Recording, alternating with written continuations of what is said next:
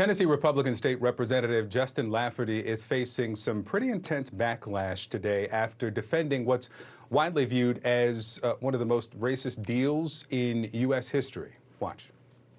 I've heard referenced in here, as you all have, the three-fifths compromise that was made long ago. Quick question for all of you and anybody watching. I challenge everybody that can hear my voice. Pull out a piece of paper, write down why that compromise was reached. The three-fifths compromise was a direct effort to ensure that southern states never got the population necessary to continue the practice of slavery everywhere else in the country. By limiting the number of population in the count, they specifically limited the number of representatives that would be available in the slave-holding states, and they did it for the purpose of ending slavery, well before Abraham Lincoln, well before a Civil War. That's not right. There's a quick history lesson for you here. Three-fifths compromise, 1787. Compromise agreed that for the purposes of representation, taxation, only three-fifths of a state's enslaved people would be counted toward its total population. It was called a compromise because there was this philosophical disagreement over slavery as the Constitution of the United States was being drafted. Slaveholding states wanted to exploit their slave population and gain as much influence in the new Congress as possible. And states that did not own slaves, they argued that the enslaved population should not be fully counted because they feared such representation would make the South too powerful. Now, the compromise eventually landed on counting three-fifths of the enslaved population.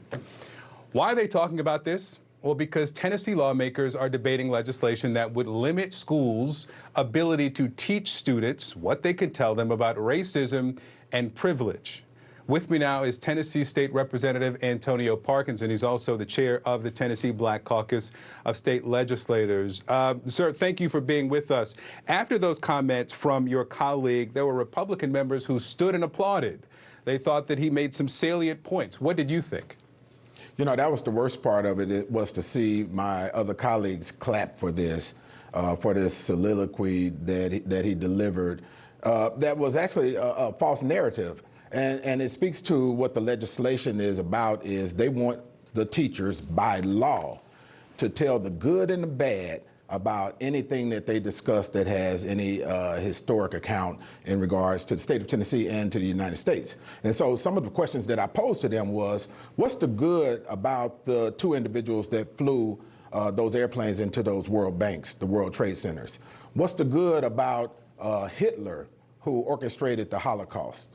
What's the good about slavery? And that was his way of justifying some good about slavery, as if it impressed us or was something that we needed. And that's absolutely false. There was absolutely nothing good about the institution of slavery at all. Is it your understanding that, and I'm hearing you describe your understanding of the legislation, that there would have to be a search for good in some of these ugly chapters of history, that they would have to search for a balance of slavery, they'd have to search for a balance of the Holocaust, there would have to be a balance they'd have to search for in these elements? Their strategy is for educators to tell both sides of the story. And one of my members, one of our colleagues, the chair of the Education Committee, who actually brought this bill back. Now, understand, this was intentional. The bill was on the floor. They brought it back to committee just to add this language to it and then bring it back to the floor. And he stood up and he said he wanted this legislation because he's tired of people blaming. And my response to that is, we're going to keep on blaming until you start admitting. And when you start admitting, and when you start paying, and when you start making things equitable, and when you start undoing the harm that you did, then maybe the blaming will start. But what's happening is you have a fear of an ever-changing landscape in America that white males are afraid of in some cases, and that loss of power that could possibly come with that. Have you had conversations with your colleagues about this? I've had conversations with my colleagues, and I always tell them, we have to have conversations in truth. And I want to know what your truth is. And yesterday, that's the one good thing about what my colleague, Justin Lafferty, said. He spoke his truth. Whether we agree with it or not, that's his truth. But I want them to know my truth also, and so that they can understand the reasons, the why. That's the real issue. We miss the why and why people are speaking from the perspective that they're speaking Well, from. let me ask you this, because there's another part of the bill, and really this is about pulling funding from public schools and public charter schools if some of these things are taught for the million students there in Tennessee. It would ban an individual by teaching that an individual by virtue of the individual's race or sex is inherently privileged. So my question is there, what would be the explanation, or how would you teach the origin of pay gaps, or the disparity in land ownership, or representation, or business ownership, or that 4/5 of the state legislature, the state house, is male? Would you have to teach that men are better campaigners, or these men just had better campaigns, or how would you explain any of this without explaining some of the historical basis for it? I think the goal is actually not to teach it.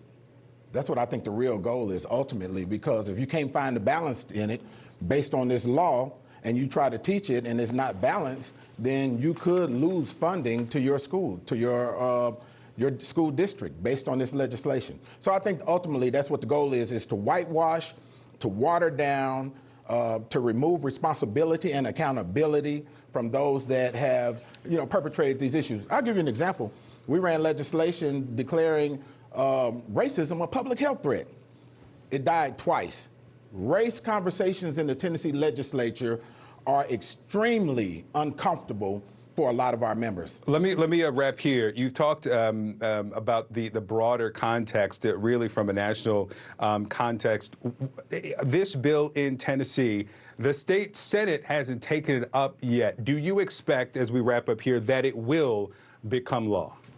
I do expect it to pass. They've been passing legislation as suppressing the voices of our educators, suppressing the voices of LGBTQ members, suppressing the voices of citizens when it comes to their fragility. And so I do expect it to pass. And when I left here to come do this interview, they were passing legislation to make it legal for you to run over a protester. And we've seen some legislation in other states that have lifted some liability from people who hit protesters with their vehicles. Tennessee State Representative Anotonio Parkinson, thank you so much for your time, sir.